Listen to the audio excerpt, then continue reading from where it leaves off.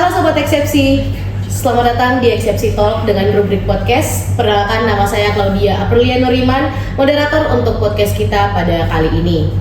Topik podcast kita kali ini merupakan sesuatu yang sudah pasti sangat akrab di telinga teman-teman mahasiswa UNHAS, yaitu MKPK atau Mata Kuliah Penguatan Kompetensi. Lebih lengkapnya, topik kita kali ini berjudul Transformasi Pembelajaran Mahasiswa UNHAS melalui MKPK. Sedikit fun fact Sobat Eksepsi, MKPK ini dirancang oleh UNHAS dan mulai diberlakukan sebagai bagian dari kurikulum 2023 dan resmi berjalan pada tahun ajaran 2023-2024. Telah hadir juga bersama kita narasumber yang ahli dalam bidang MKPK ini. Kita sambut Bapak Dr. Muhammad Al-Ilham Arisaputra SH.MH, salah seorang dosen di Fakultas Hukum sekaligus Ketua Program Studi Strata 1 Ilmu Hukum.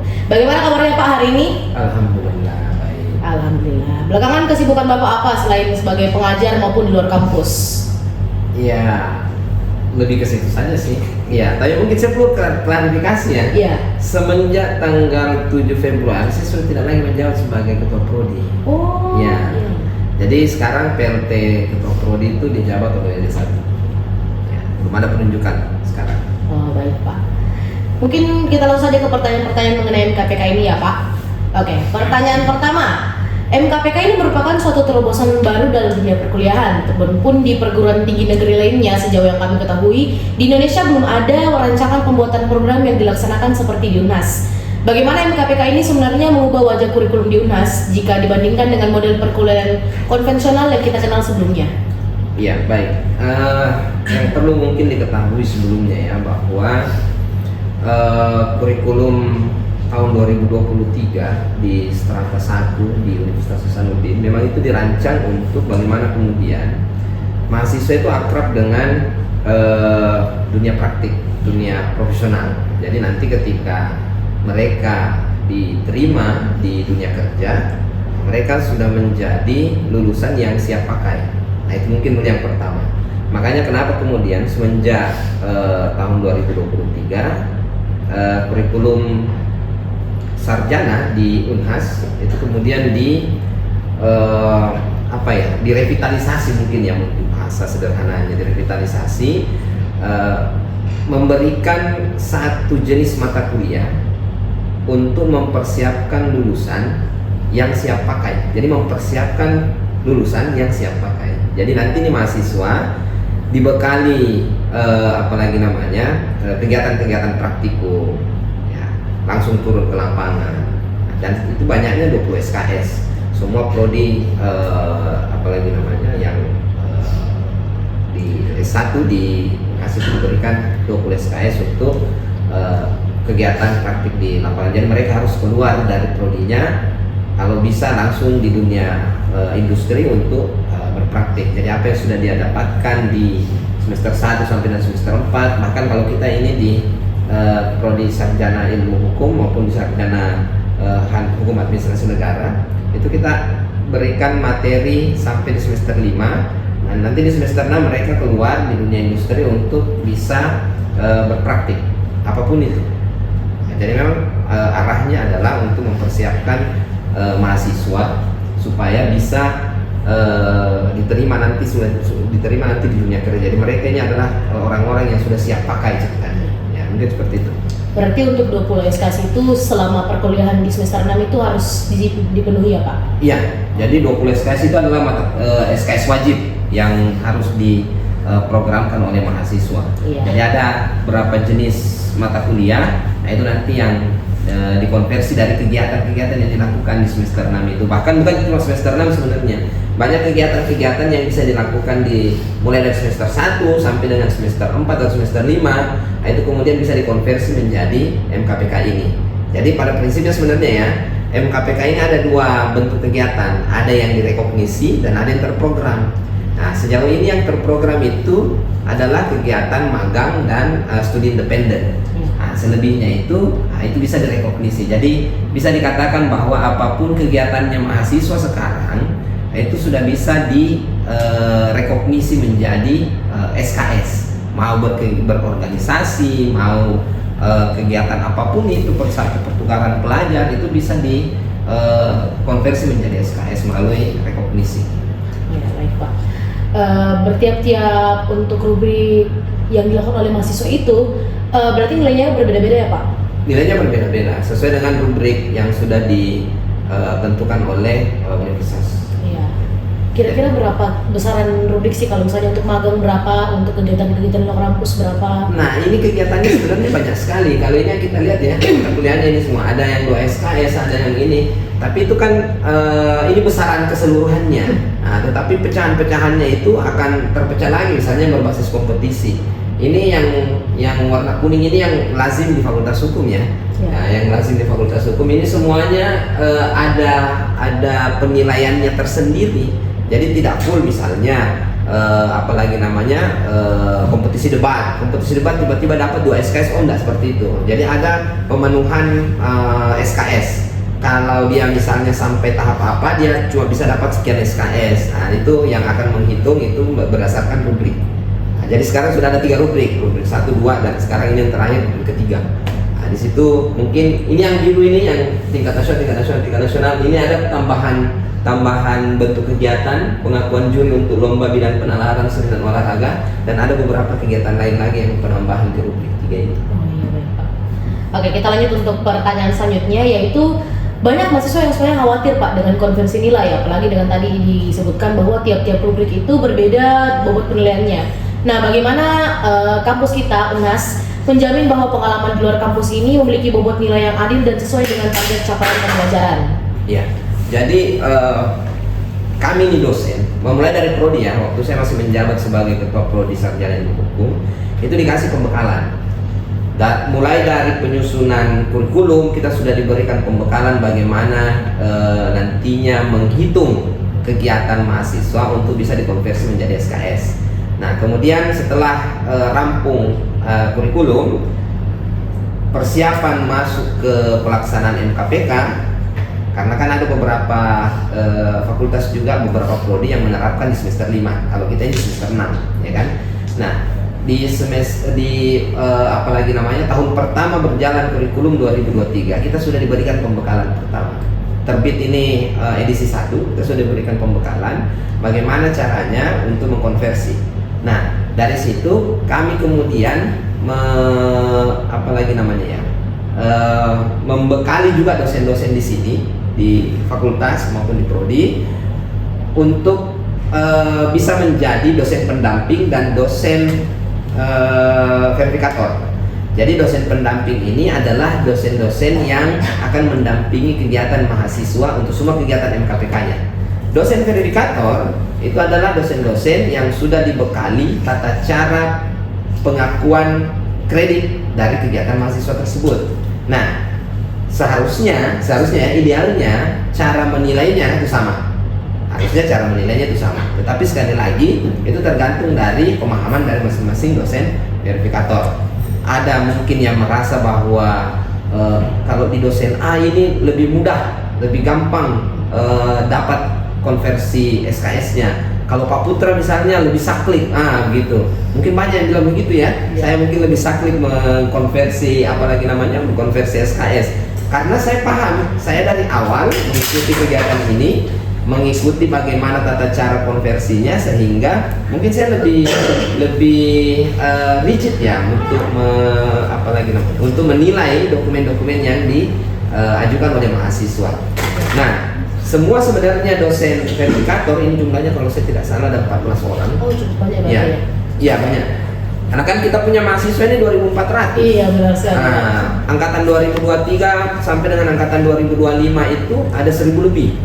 Nah, kalau cuma 1 orang ini yang mau jadi verifikatornya kan agak sulit. Iya, makanya dibagi-bagi. Dan yang paling banyak itu kemarin saya ada 600 orang karena sebagai ketua prodi kemarin ya. Tapi terus berjalan sampai sekarang. Nah, jadi pada prinsipnya pemahaman dosen verifikator itu sama sebenarnya.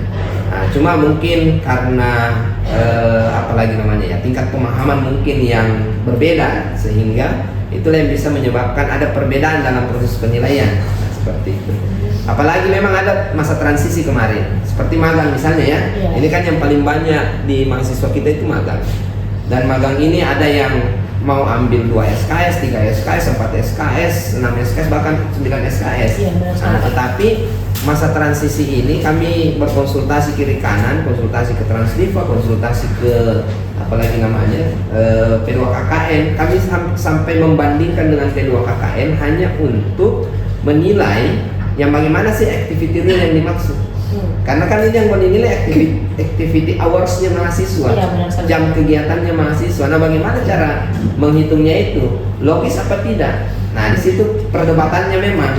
Jadi misalnya ya, mereka magang di kantor A misalnya. Kemudian yang dia lakukan itu adalah menulis. Logis tidak menulis dalam jangka waktu 2 jam? Tidak dong Pak. Maka itu semampu-mampunya kita menulis. Saya ini orang yang terlatih menulis. Waktu saya kuliah S2 6 SKS itu khusus teknik pembuatan akta, dan kalau kita ujian itu 4 jam full menulis. Nah, kalau mahasiswa sekarang, mohon maaf saya bukan mendiskreditkan mahasiswa sekarang, tetapi kalau mahasiswa sekarang mungkin belum terlatih untuk menulis lama. Iya Pak, keriting nah, itu dia. Makanya membaca pun seperti itu. Ada yang membaca putusan sampai dengan 3 jam, 4 jam. Saya pikir itu tidak logis. Iya benar Pak. Karena kemampuan membacanya manusia sekarang itu sudah relatif menurun. Bukan saya yang bilang, tapi hasil penelitian yang mengatakan ya, relatif menurun. Kalau 1 jam oke lah mungkin ya. Tapi kalau sampai 2 jam, 3 jam, saya pikir itu tidak logis. Nah, disinilah yang menjadi pembeda mungkin dari setiap dosen. Kalau saya memang melihat satu-satu kegiatan ini berapa lama sih yang apalagi namanya yang dia lakukan, menulis berapa lama. Nah, yang poin penting juga yang biasa sampaikan ke mahasiswa adalah istirahat itu tidak bisa dimasukkan sebagai activity hour. Iya betul. Karena tidak kerja kan ya Pak. Iya makanya. Nah, kemudian kalau di instansi pemerintah misalnya kan cuma sampai jam 4. Iya. Nah, kalau untuk mentaktisi misalnya pemenuhan activity hour-nya mau ambil kegiatan malam, itu artinya hitungan lembur. Iya. Nah, tapi sekarang dengan rubrik 3 itu tidak lagi seperti itu. Rubrik 3 itu pada prinsipnya ya misalnya kalau di instansi pemerintah jam kerja sampai jam 4 atau sampai jam 5. Bahkan sekarang WFH itu di hari Jumat kan. Iya, benar. Jadi tidak dihitung lagi kegiatannya di hari Jumat. Kegiatannya hanya dihitung sampai hari Kamis saja. Nah, kami berkonsultasi bagaimana sih supaya gampang ini mahasiswa mencerna. Kami konsultasi akhirnya ke P2KKN. P2KKN itu menghitung 3 minggu kegiatan itu dihitung 2 SKS. Nah, makanya kami mengambil standar itu supaya gampang dicerna oleh mahasiswa. 3 minggu kegiatan dihitung 3 SKS. Jadi kalau mau ambil 6 SKS, ya berkegiatanlah selama 6 minggu. Hari libur tidak masuk. Berarti 1 minggu itu 1 SKS hitungannya Pak? Bukan. 3 minggu 2 SKS. Jadi kalau kalau 1 minggu itu ya kurang dari 1 SKS. Oke. Seperti itu. Oke, kita lanjut ke pertanyaan selanjutnya. Nah, jadi MKPK ini sudah berjalan sekitar dari tahun 2023 ya berarti Pak? Praktis efektif diterapkan itu 2024, tapi ya mahasiswa mulai bisa apalagi istilahnya ya, menginput kegiatannya di Sipakamase itu di tahun 2024. Berarti ini sudah sekitar 4 tahun ya berjalan kalau udah dihitung dari 2003, tapi kalau 2 tahun ya. Nah, berarti kalau dalam 2 tahun ini kan kami untuk angkatan-angkatan yang 2024, 2025 di bawah itu kan batas lulusannya kami itu hanya 6 tahun ya Pak, kalau misalnya 5 tahun. Kalau di peraturan rektor nomor 29 tahun 2023 untuk S1 itu 5 tahun maksimal. Iya. Makanya tapi rancangan kurikulum itu 3,5 tahun. Jadi diharapkan mahasiswa bisa selesai kurang dari 4 tahun, bahkan 3,5 tahun sudah selesai. Berarti kalau misalnya dari MKPK ini Pak, setelah kami melaksanakan MKPK bersamaan berjalan dengan kegiatan-kegiatan akademik seperti itu, kira-kira ketika kami lulus, profil lulusan seperti apa yang bisa diberikan Mas lewat kegiatan-kegiatan MKPK yang sudah kami lakukan ini? Ya, mungkin bukan profil lulusannya. Kalau profil lulusan itu kan melekat pada prodi sebenarnya. Profil lulusan prodi ilmu hukum misalnya sebagai praktisi hukum, mau jadi pengacara, mau jadi notaris dan lain sebagainya. Nah, pada prinsipnya seperti yang saya sampaikan tadi, MKPK itu ditujukan untuk bagaimana kemudian mahasiswa kita itu menjadi mahasiswa yang siap pakai ketika nanti dia lulus. Jadi lulusan yang dihasilkan itu adalah lulusan yang bukan lagi gagap melihat apalagi namanya dunia kerja, tetapi dia sudah tahu begini dunia kerja.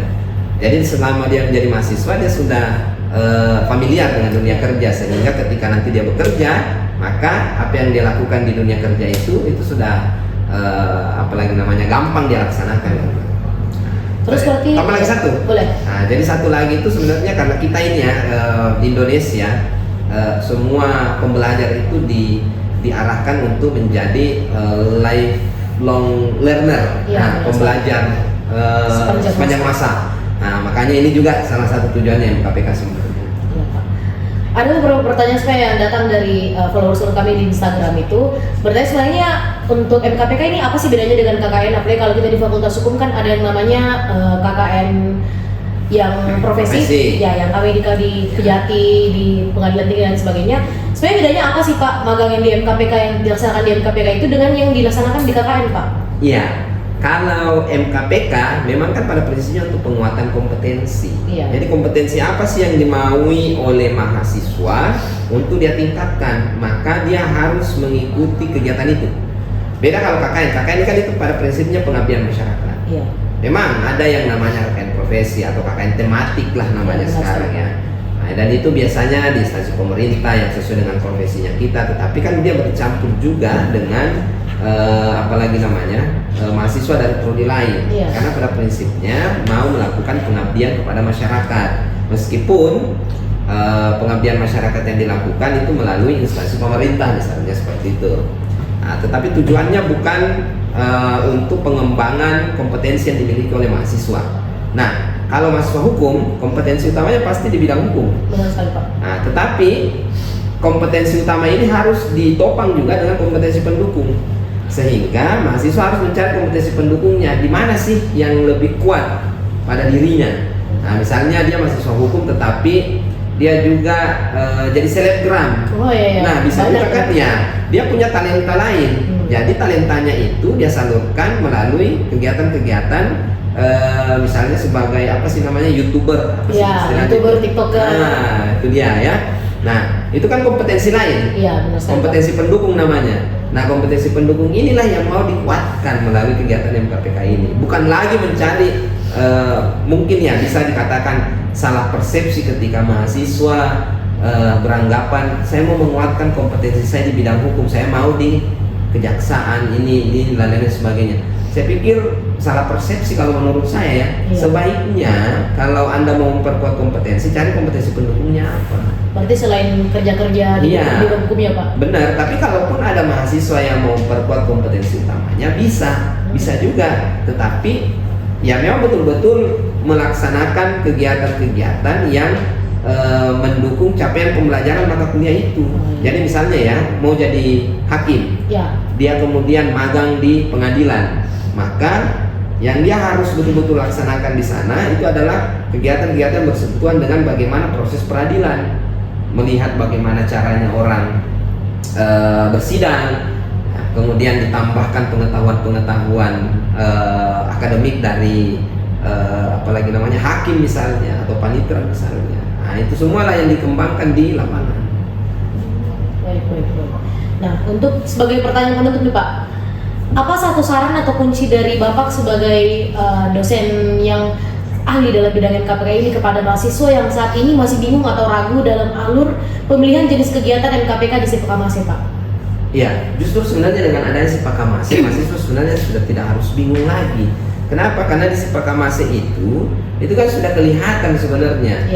Ini mata kuliah apa sih kenanya? Karena kan yang mengkonversi kegiatan itu menjadi mata kuliah itu bukan dosen verifikator, bukan dosen yang mengkonversi kegiatan menjadi SKS, tetapi mahasiswa sistem itu sendiri yang mengkonversinya. Jadi misalnya ya, mengikuti kegiatan kuliah umum. Kuliah umum ini meskipun kecil kreditnya, tetapi ketika terkumpul banyak itu bisa menjadi satu mata kuliah kan? 0,06 misalnya. Tapi kalau banyak itu bisa menjadi satu mata kuliah. Nah, mata kuliah apa yang bisa dikonversi ke situ? Itu tergantung dari Sipakamasih. Jadi sistemnya akan menghitung dan akan mengkonversinya menjadi mata kuliah itu. Nanti dosen verifikator yang akan memverifikasinya melalui sistem juga. Nah, jadi saran saya, mahasiswa seharusnya lebih banyak melihat lah. Jadi misalnya dia sudah mau masuk semester 6 nih, mau belanja kredit, maka dia harus lihat Sipakamasihnya. Ini yang sudah ada, mata kuliah yang sudah ada di yang sudah bisa dikonversi itu mata kuliah apa saja. Itu kan sudah ada sebenarnya terekam. Iya. Tinggal dia cari saja tempatnya ada di mana. Nah, kalau yang kemarin ini angkatan 2023 yang sudah berjalan sekarang itu banyak konsultasi, saya cuma perlihatkan bahwa di sini tempatnya. Di sini Anda lihat mata kuliah apa yang sudah ada. Nah, kalau misalnya ada yang belum terekam di situ, maka apalagi namanya dia bisa mengkira-kirakan, memprediksikan ini kira-kira maksudnya di mana. Nah, kalau mahasiswa 2024 dan mahasiswa 2025 ini sudah bisa sebenarnya menginput semua kegiatan-kegiatannya di luar magang dan studi independen. Iya, benar sekali. Ya, silahkan input supaya sudah bisa terekam dan sudah bisa tidak bingung nanti ketika mengisi KRS di semester 6. Nanti kelihatan, oh ini mata kuliahnya sudah ada. Nanti tinggal diisi seperti itu. Jadi nanti ketika dikirim ke Neosia itu sudah tidak salah lagi gitu. Oke, kayaknya untuk pertanyaannya itu saja Pak. Cukup luar biasa semua jawabannya, sangat amat mengcover semua jawaban-jawaban dari pertanyaan yang sudah diajukan. Semoga apa yang sudah disampaikan oleh Bapak dalam podcast ini bisa teman-teman mahasiswa ini terapkan dalam kehidupan bersih PKMC-nya ini. Apalagi banyak yang sudah semester 6 baru mencari MKPK-nya dan banyak fenomena sebenarnya Pak. Jadi angkatan di atas saya 2023 itu banyak yang saya lihat mereka baru semester 6 baru view untuk mencari MKPK. Nah, itu memang fenomena kita di ini karena mungkin baru ya diterapkan, makanya masih agak kikuk untuk ini menyesuaikan dengan MKPK. Jadi saran saya sih dari sekarang sudah akses si PKMASE, kemudian input semua kegiatannya supaya bisa terekam. Iya, kalau bahasa Makassar tabang-tabang kaki semua. Nah itu dia, betul. Wajar lah, karena ini kan baru pertama. Kita juga dosen tak bangka juga. Oke, sekian untuk podcast kita hari ini Pak. Terima kasih banyak atas jawaban-jawabannya. Semoga bisa membantu kita semua. Terima kasih Pak, selamat siang.